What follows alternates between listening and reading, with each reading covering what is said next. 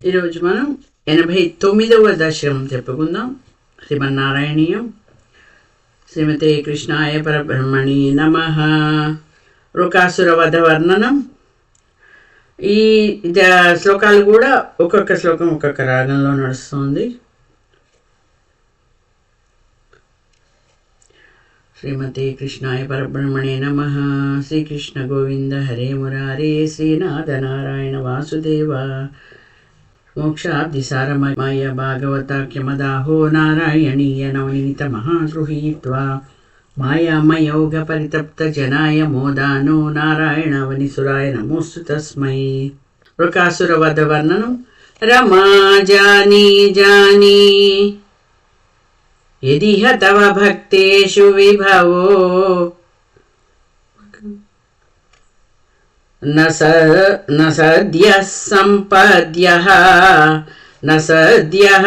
सद्यः सम्पद्यः तदिह मदकृत्वा दशमीनां प्रशान्तिं कृत्यैव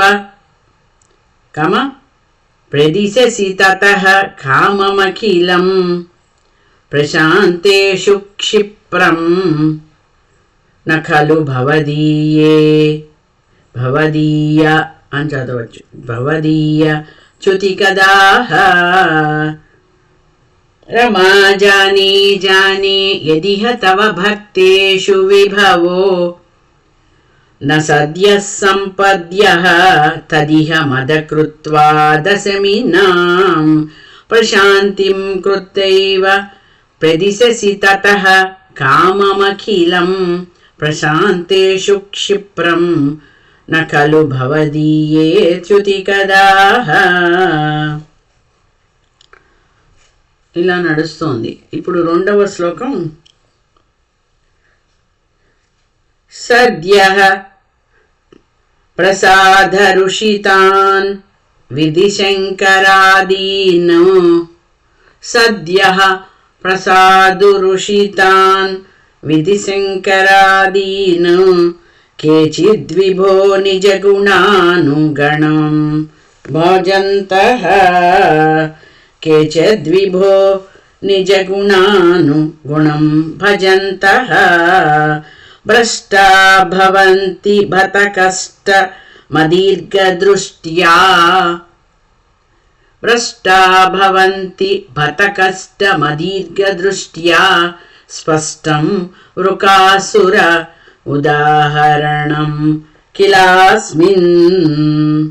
సద్యః ప్రసాదరుషితాన్ విధిశంకరాదీన్ కేచిద్విభో నిజగుణానుగుణం భజन्तః. భ్రష్టా భవంతి భతకష్టమదీర్ఘదృష్ట్యా స్పష్టం వృకాసుర ఉదాహరణం కిలాస్మిన్. మూడవది.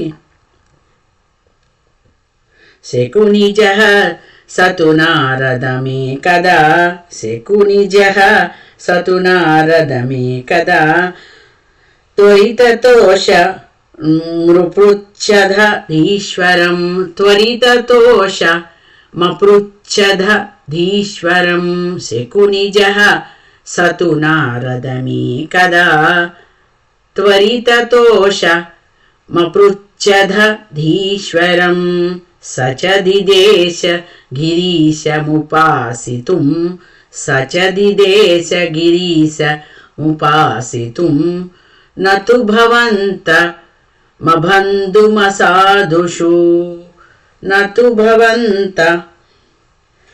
మబంధుమసాధుషు అని వస్తుంది. ఇక్కడిది మళ్ళీ మొదటి శ్లోకంలో చదువుకోవాలి. ఏది? నాలుగవది. ఇప్పుడు చెప్పుకునేది.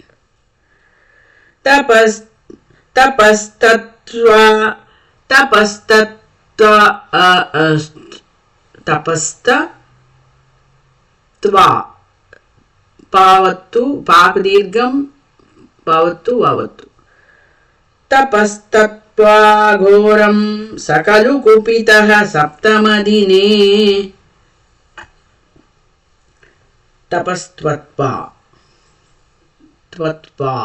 త్వత్వా అని వావత్తు వస్తుంది. ఘోరం సకలు కుపితః సప్తమదినే శిరః చిత్వా సద్యః పురహర ముపస్థాప్య పురతః. శిరః చిత్వా సద్యః పురహరముపస్థాప్య పురతః.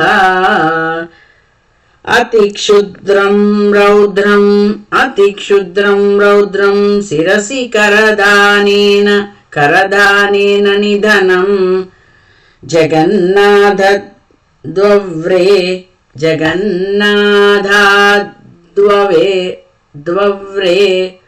భవతి విముఖానాం క్వ శుభదీః.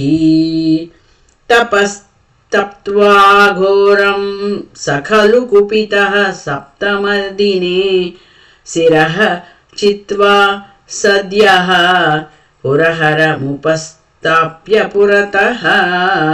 అతిక్షుద్రం రౌద్రం శిరసి కరదానేన నిధనం జగన్నాథద్వవ్రే భవతి విముఖానాం క్వ శుభదీః అని వస్తుంది ఈ 4వ. ఇప్పుడు 5 కూడా అదే రాగంలో నడుస్తుంది. మోక్తారం బంధముక్తో హరిణపతిరివ ప్రాద్రవస్తోధ రుద్రం పాద్రవత్సోంధ రుద్రం. మోక్తారం బంధముక్తో హరిణపతిరివ ప్రాద్రవత్సోధరుద్రం దైత్యాద్వీత్యాస్మదేవో దిశి దిశి వలతే పృష్ఠతో దత్తదృష్టిః. తూష్ణీకే సర్వలోకే తవ అక్కడ కామా పెట్టుకోవాలి. తూష్ణీకే సర్వలోకే తవ పదమదిరోక్ష్యంత ముద్వీక్ష్య సర్వం. పదమదిరోక్ష్యంత కామ ముద్వీక్ష్య సర్వం దూరాదేవాగ్రతస్త్వం పటుపటువపుషా తస్తిషే దానవాయ. మోక్తారం బంధముక్తో హరిణపతిరివ ప్రాద్రవస్సోంధరుద్రం దైత్యాద్వీత్యాస్మదేవో దిశి దిశి వలతే పృష్ఠతో దత్తదృష్టిః. తూష్ణీకే సర్వలోకే తవ పదమదిరోక్ష్యంత ముద్వీక్ష్య సర్వం దూరాదేవాగ్రతస్త్వం పటువటువపుషా తస్తిషే దానవాయ అని ఇలా సాగింది. ఇప్పుడు 6వ శ్లోకం. భద్రం తే శాకునేయ భ్రమసి కిమధునా త్వం. త్వం దగ్గర కామ పెట్టుకోవాలి. భద్రం తే శాకునేయ భ్రమసి కిమధునా త్వం పిశాచస్య వాచా. సందేహశ్చేన్మదుక్తౌ తవ కిమునకరో శంగులీ మంగమౌళే. భద్రం తే శాకునేయ భ్రమసి కిమధునా త్వం పిశాచస్య వాచా. సందేహశ్చేన్మదుక్తౌ తవ కిమునకరో శంగులీ మంగమౌళౌ.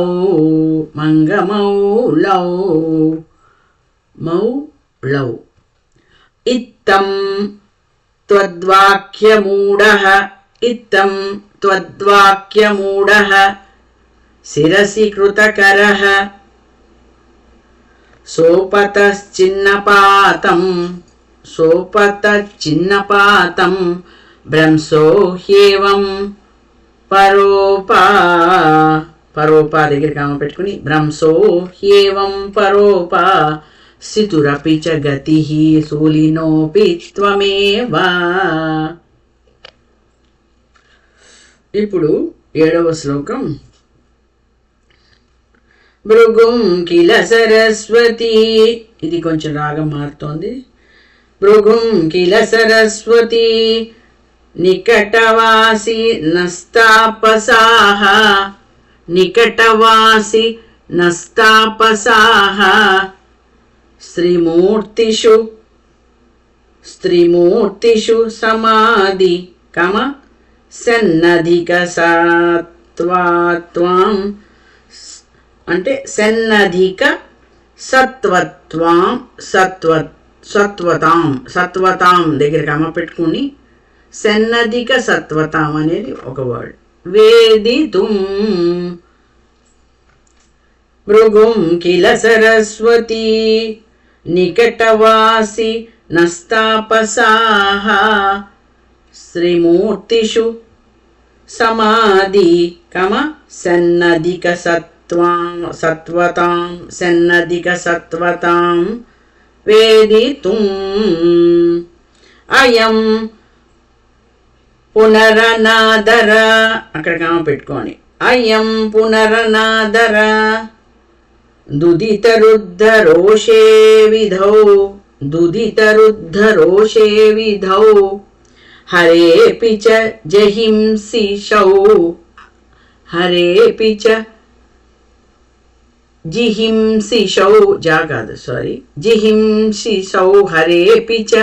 జిహింసిషౌ గిరిజయాధృతే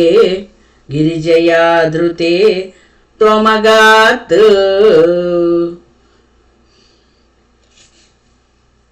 ఇప్పుడు 8వది. సుప్తం రమాంకభువి పంకజలోచనం త్వాం, సుప్తం రమాంకభువి పంకజలోచనం త్వాం విప్రే వినిఘ్నతి పదేన ముదోత్తి తస్త్వం. విప్రే వినిఘ్నతి పదే అని కామ పెట్టుకుని పదేన ముదోత్తి తస్త్వం. సర్వం క్షమస్వ మునివర్య, అక్కడ పెట్టుకోండి కామ. సర్వం క్షమస్వ మునివర్య భవేత్ సదా మే త్వత్పాదచిహ్నమిహ భూ, అక్కడ పెట్టుకోవాలి భూ దగ్గర. త్వత్పాదచిహ్నమిహ భూ క్షణమిత్యవాదీః. సుప్తం రమాంకభువి పంకజలోచనం త్వాం విప్రే వినిఘ్నతి పదేన ముదోద్దితస్త్వం. సర్వం క్షమస్వ మునివర్య భవేత్ సదా మే త్వత్పాదచిహ్నమిహ భూషణమిత్యవాదీః. ఇప్పుడు మనం 9వ శ్లోకం.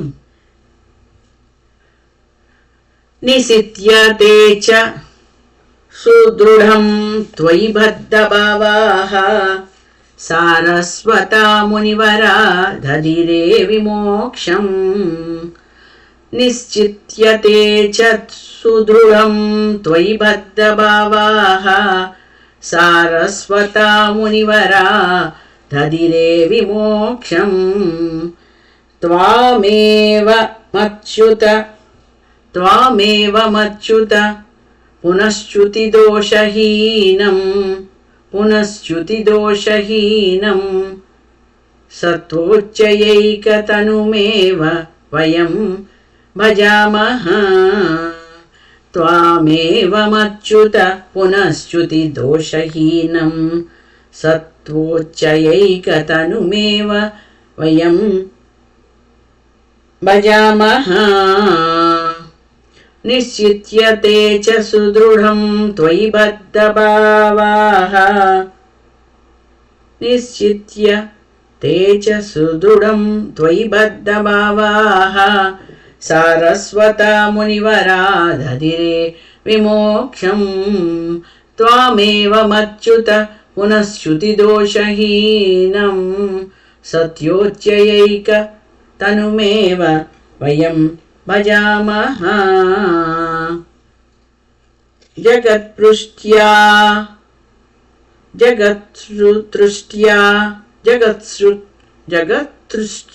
తృష్ట్యా కామ పెట్టుకుని దౌత్వాం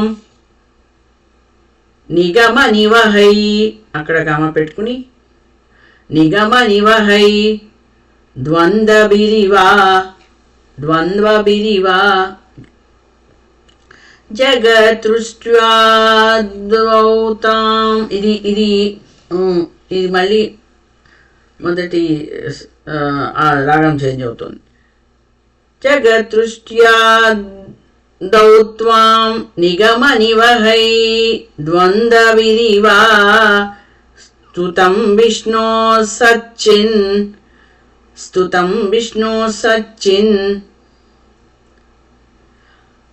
పరమర సన్నిద్వైత వపుషం సచ్చిత్ అక్కడ ఎలా ఉంది? సచ్చిన్ పరమర సనిర్ద్వైత వపుషం జగతృష్ట్వా దౌత్వాం జగతృష్ట్యా దౌత్వాం నిగమ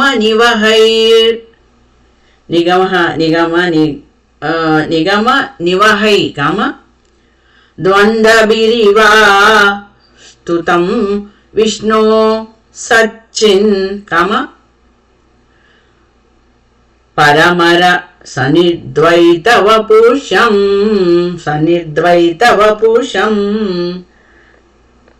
పరమర అని విడిగా రాసుకోండి. సచ్చిన్ పరమర పరాత్మానం భూమన్ పశుపవనిత భాగ్యనివహం పరాత్మానం భూమన్ పశుపవనిత భాగ్యనివహం పరితాపశ్రాంత్యై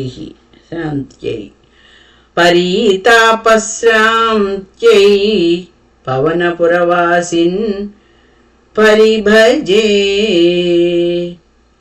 జగతృష్ట్యా దౌత్వాం నిగమ నివహై ద్వంద్వభిరివా స్తుతం విష్ణో సచ్చిన్ పరమర సనిర్ద్వైత వపుషం పరాత్మానం భూమన్ పశుపవనిత